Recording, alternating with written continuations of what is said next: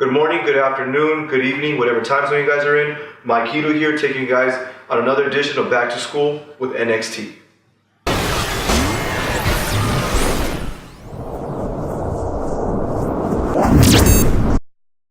Today's show, we're starting off with the Dusty Rhodes Tag Team Classic Championship, Round 1. Authors of Pain versus TM61. I give this match a B.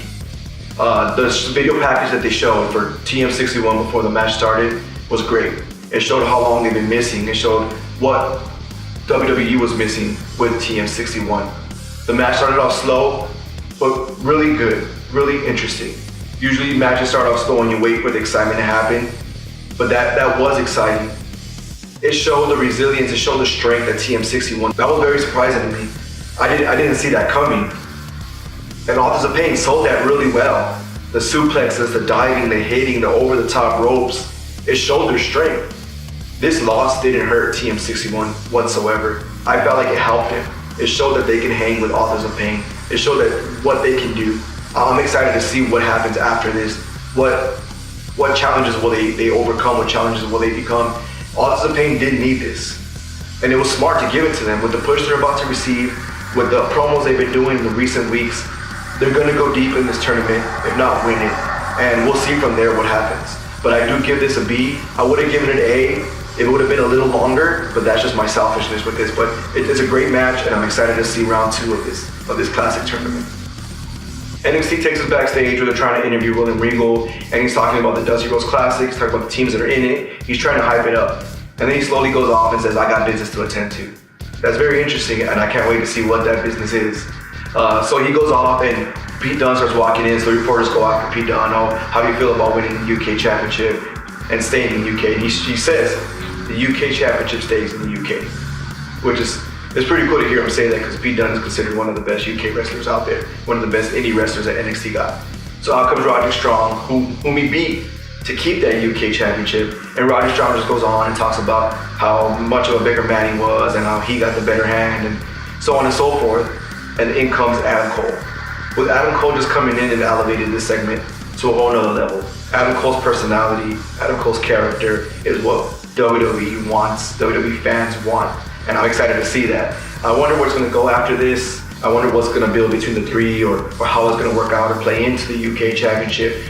But I think it's about time that Adam Cole wins something. It's about time that he does something for us, for the fans. Next segment, we have the psycho crazy backstage promo of sanity. Obviously, they have to do something like that. It starts off with them laughing crazily and just talking randomness and weirdness. It's Wyatt and Woken and all these other characters all combined into one. It makes it very fun. It makes it very fascinating. I'm intrigued by their group. I'm intrigued by what they have to offer. Obviously, it was for Killian Dane's later match. He's trying to show how this psycho crazy and how he's gonna manipulate Aleister Black, and it hyped up the match, and I'm excited. I'm excited to see what was gonna happen. We come back on commercial with Bianca Belair's music playing, and we all know what's gonna happen. It's gonna be another squash match. I give this a C. I don't like this squash match.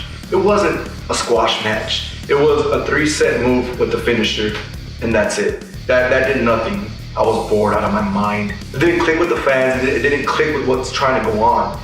We need to see more skills. We need to see more movesets. We need to see what else she's capable of.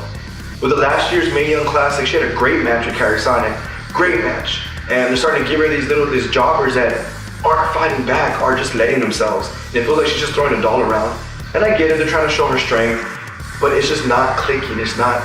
With the announcers hyping it up as much as they did, it didn't translate through the TV screen. And I wasn't impressed, I wasn't excited. It honestly reminds me of a rip-off of Sasha Banks.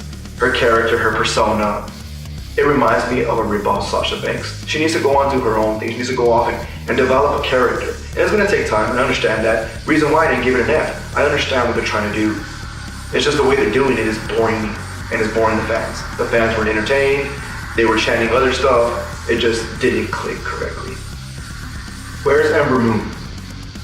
She's the NXT Championship and she's been missing for the past 2-3 weeks. I'm guessing they're trying to play on into the whole injury of her shoulder and Shayna Baszler doing her her submissive move to her, but Shayna Baszler called her out. Said, I've been wanting this championship. I've been calling her out, and where is she? This is just making Shayna Baszler look like she's ready to fight. It's making her look hungry. It's making her look tough, which is smart on WWE's part, because we know Ember Moon has the skill sets. We know she's an NXT championship, but Shayna Baszler needed more of her character. Needed a more show of the tenacious as she's been showing the past couple of weeks. And just with her saying that, where's the championship, calling her out, it's smart. It is smart on WWE's move, and we'll see what happens next week if Ember Moon even comes and responds. Up comes Tommy Ciampa, dragging that crush that he beat Johnny Gargano with down last week, showing the tenacity, the angerness, not even no music, no nothing, just him walking out with it. The fans automatically were livid, were booing, were chanting. I give this an A+. So many words were said without saying a word. The crowd, the way they chanted, Johnny wrestling, we want Johnny, to him not saying a word, to him getting frustrated, him throwing the crutch. A million words were said without saying a word. I know I repeated myself, but that's exactly how I feel. This couldn't have gone any more perfect. He has the look of a mean, tenacious heel, and they have something gold on their hands. They have a great match setting up. They have the friendship, the former tag team setting up. This is gonna be phenomenal, and I'm excited to see how they're gonna bring Johnny back into this whole equation with him getting fired from NXT. But it was A+. On to the main event. Aleister Black, Killian Dane. The two names itself, I automatically already had in mind it's gonna be a B match, and that's exactly what it was, a B match. It showed the viciousness that Killian Dane has. Killian Dane dominated the most of this match. The reason why I didn't give it an A was because of that. It didn't show how good, how great, and how tremendous a wrestler Aleister Black is. In my opinion, Aleister Black was the best indie wrestler that WWE had signed in a while. He came in and it clicked automatically. This match didn't show that so much.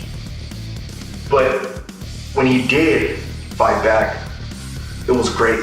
It was Aleister Black fighting back, hard hitting, his kicks, his ninja style moving was awesome. And it did show Killian Dane as a strong, tough, big, hairy monster, and he's gonna dominate, which I understand. That's what WWE wants us to see. That's what they want us to think. I wish it would have been longer. I wish it would have been more wrestling, but I get it. It was a storytelling, and it was still tremendous. The Black Mask, that finisher move that Aleister Black has, the best finisher move in NXT in my opinion. That kick to the head just lays people out, and him winning is smart. He is the most over wrestler besides Johnny Wrestling on NXT, and for him to go against Cien Almas, I'm excited to see that. I'm excited to see the promos they're gonna have with each other, the games, the mind games that Aleister Black is gonna play on him. Cien Almas is this pompous, selfish, prideful dude, prideful guy. And for Aleister Black to play mind games with somebody like that, it's gonna click. It's gonna hit, and it's gonna be a great match. And I'm excited to see what else NXT brings. And I'm excited to see the round 2 of the Dusty Rhodes Classic. And it's exciting. NXT is exciting. I'm excited to watch it. I'm excited to see the storylines that are being told. I'm excited to see the character development, and I'm intrigued. Overall, I give NXT a B. It was a great show. I was thoroughly entertained. I was intrigued throughout the entire show. 2 great matches, 3 great promos, an not so great match, but we'll sweep that one under the rug. But overall, it was a great show. I give it a B. Don't forget, guys, follow me on Twitter at MikeHitoBTS. I post rumors, I post my opinions, I post funny memes, funny gifs, and I want you guys to talk to me there too, and I'll respond. I'll talk back. Let's make this work. But like I said, guys, this is my opinion. This is my comment. This is my grades. What matters is your grades, your comments, your opinions. I want to know what you guys think. I want to know how you guys feel. Click on this eye up here and give me your grades. Give it an A, give it a B, give it a C. Whatever grade you want to give it, you click on this eye and you can give it. Please like, comment, subscribe down below. We want to make this a community. I know I repeat myself show after show, but this is what I want. I want a community. I want to build a fan base that we can discuss. We can trade jabs at each other, fun jabs. I want to make this a big friendship. I want to make this a community. And I hope you guys do. Have a good day.